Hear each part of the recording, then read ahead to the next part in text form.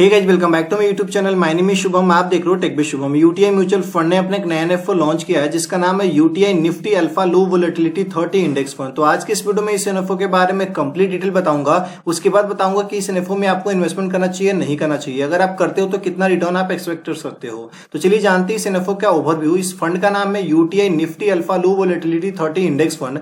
ये जो फंड है एक ओपन एंडेड फंड है, equity category large cap fund है। ये जो फंड है एक लार्ज कैप फंड है। इस फंड का जो एनएफओ आ रहा है 11 नवंबर 2024 को, क्लोज होगा 25 नवंबर 2024 को। तो अगर आप इस टाइम पीरियड के बीच में इस फंड में कुछ भी पैसा अगर आप इन्वेस्टमेंट करते हो तो इस फंड का एक एनएवी आपको 10 रुपीज में मिल जाएगा। इस फंड में इन्वेस्टमेंट करने के लिए जो मिनिमम अमाउंट रिक्वायर्ड है 1000 रुपीज का है। इस फंड के जो फंड मैनेजर है वो श्रवण कुमार जी है और आयुष जैन जी है। इस फंड का जो बेंचमार्क है निफ्टी अल्फा लो वोलेटिलिटी 30 टोटल रिटर्न इंडेक्स। तो चलिए सबसे पहले इस इंडेक्स को समझते हैं कि ये जो इंडेक्स है पास्ट में कैसा परफॉर्म किया है। इस इंडेक्स के अंदर में कौन कौन से ऐसे स्टॉक है जो सबसे ज्यादा वेटेज रखता है, सेक्टर वाइज भी देखेंगे।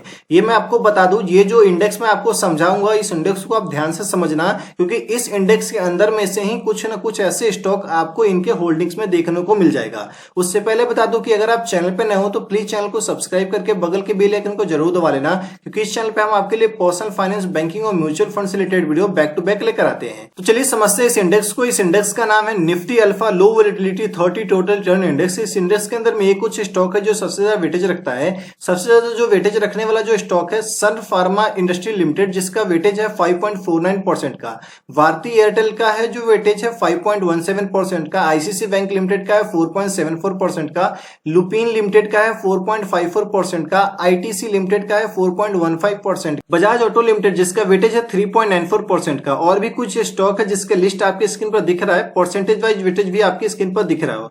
जब इसके होल्डिंग्स आ जाएंगे इस फंड का तो आप देखोगे इसी कंपनीज के मैक्सिमम स्टॉक इनके होल्डिंग्स में होगा। चलिए सेक्टर वाइज देखते हैं। सबसे ज्यादा जो वेटेज रखने वाला जो सेक्टर है हेल्थ केयर है 18.17% का। ऑटोमोबाइल एंड ऑटो कंपोनेंट्स का है 17.91% का।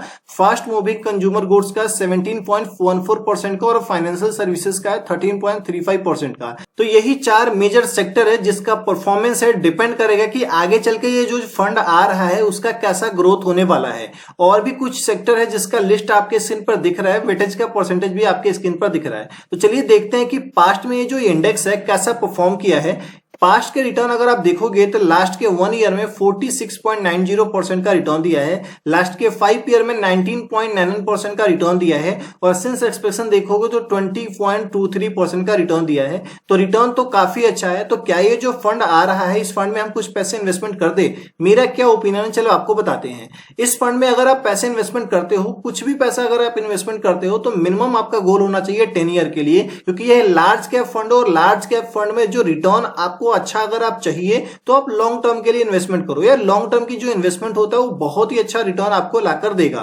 बाकी अगर आप इस फंड में पैसे इन्वेस्टमेंट करते हो तो आपको कितना रिटर्न एक्सपेक्ट करना चाहिए? मैं तो कहूंगा आपकी 13 to 14% तक का रिटर्न ही एक्सपेक्ट करना, उससे ज्यादा मत करना। बाकी कोई भी डाउट एंड क्यूरी हो तो आप हमें कमेंट सेक्शन में कमेंट करके बताइए। वीडियो अच्छा लगा वीडियो को लाइक कीजिए, चैनल को सब्सक्राइब कीजिए। मिलेंगे इस तरह के नेक्स्ट वीडियो में, तब तक के लिए धन्यवाद। Stay safe, take care.